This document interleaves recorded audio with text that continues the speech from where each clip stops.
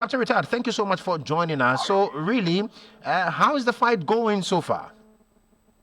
The fight has been very successful, especially within the forest reserves. And even though it's been successful, has it been an easy fight? Hello, can you come again, please? I'm asking that even though you say it's been successful, can we say it's been an easy fight so far? So far, what we have done, we have phased the fight into various phases. So the first phase is to tackle the areas of forest reserves. And I can confidently tell you that currently, within the Ashanti region, all the forest reserves have been cleared of all illegal mining activities within the Ashanti region. And so, what differently are you doing now in terms of the fight that is giving you this level of success? When you face the fight, you don't fight them holistically. Tackling every aspect of it comes a problem. So when you face it, you deal with the forest reserves, you come to those who are on the water, then you come to those who are by the roadside, you tackle it properly. So for the first 3 months, what we decided to do was to look at those who are in the forest reserves. We tackle them, we clear them, then from there we move to the next phase.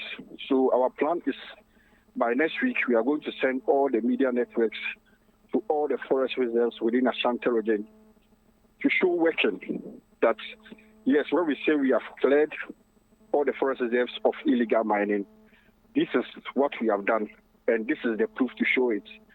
The media can have the opportunity to ask the forestry guards questions. They can ask us questions for us to give them answers to it. So that is the next phase that we are going to, because we want to show working that the fight we are saying, we are not just doing it already, but we'll send the media people on the ground to look at the forest reserves within Ashanti region, look at the devastation among those people who were giving those concessions to mine. Let me tell you that those people mining over there, they started just 3 months ago. Some started a year or two ago. So that was not within our regime. But within these 3 months, we have been able to drive everybody out of the concessions. That's what we want to do. And that is what a lot of people have also questioned, because we've seen this happen where these illegal miners are driven out, but after some period they return to the same site because the investment that they make is really huge. That is where phase 2 comes in, which is the reclamation of those forests and planting of trees, which we launched last week with the president at Nkaria. So as we drive them out, we are going to get people to start the reclamation efforts, because if you clear them out and you don't reclaim the place, definitely they'll be tempted to go back. So that is the other phase of the fight that we are tackling head on with the regional minister and the lands minister. So very soon, all those reserves, reclamation efforts will start. So, in terms of the flushing out of illegal miners, what are the categories of people that you've realized were engaged? Because there've been the talk about, well, this is not done by Ghanaians. You've seen foreigners in the illegal mining space, in the forest reserves, among others.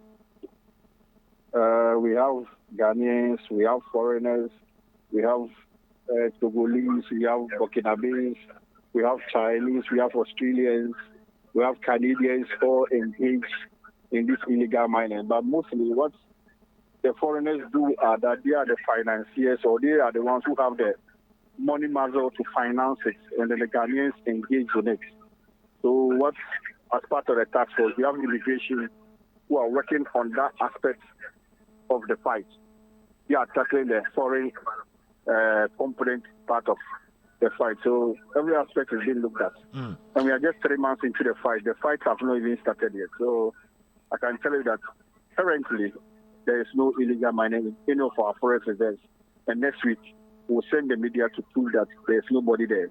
Right. Captain, what are some of the challenges you've encountered in this 3-month journey of flushing out illegal miners from forest reserves? Mostly what happens is that because we've seen that you are operating, some decide to operate deep in the night.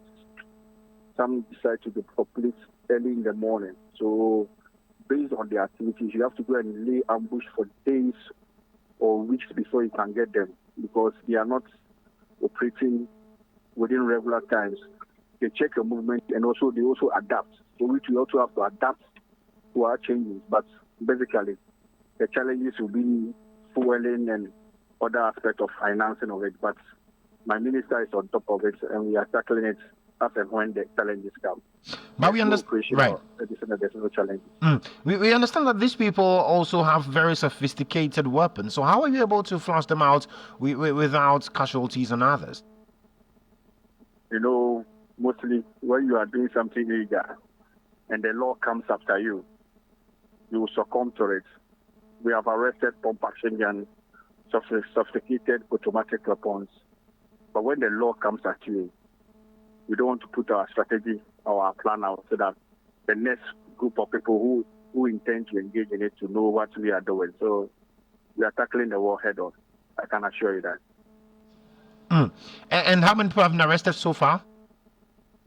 Currently, summary looking at my head, we should have arrested almost about 17 people engaged in this fight. You know, normally when we get to the place, most of them tend to bolt and even leave their machines there. But most of the time, we tend to follow them up and arrest those who can arrest them. And some were foreigners, we were handed to immigration. Some were Ghanaians, we were handed over to the police. And some are before courts, and the cases are pending. And I'm sure you've heard the conversation that so far we seem to be arresting people that we find on site when the real financiers are not the ones on site. So has anything led to those who really are behind it? Investigations are ongoing. The machines we have seized, we are using to track the owners of it. We are chasing the financiers who are behind it, those who are providing the equipment for them to go and destroy it. We are on it, and we are engaging them, and we are going to get all of them one by one. We'll come and tell you all you guys when we do when we find them out. Right. And so you say phase 2 is that we'll be reclaiming the lands that have been destroyed. But what's the level of destruction in the forest reserves that you flushed out these illegal miners from? Very bad. Very, very, very bad. Very, very, very, very, very bad. That's how I can destroy it. I can describe it. Very, very, very, very bad. Very devastating. And I wish one of these days you can come out and we'll send you around some of these areas for you to go and see it for yourself. It's very bad. It's very bad. But we have the political will to do the right thing and reclaim those lands. So there's no problem for us at all. But the devastation is very bad. And that should mean that it will take so much to do the reclamation. Isn't that the case? Yeah, it will take so much, I'm telling you. It will take so much to do those reclamation and bringing the land back to its original place. It takes so much to do that. Well, I am sure that we would also be open to getting to see these things for ourselves when we do join you to visit these sites. But then, can we confidently say now that we are winning the fight against illegal mining? We are definitely winning the fight against these illegal miners. We are just 3 months into the fight. We are not 4 months. We are not 6 months. We are not 1 year. We are not 2 years. It's just 3 months into the fight. That's why when I see the media war, I get surprised. We are just started the fight. We have just put up the teams to fight the illegal mining. So Ghanaians should just come down. We are going to deal with that menace of Galamsey once and for all. Fantastic. So what will be your message to those who are engaged in that activity now?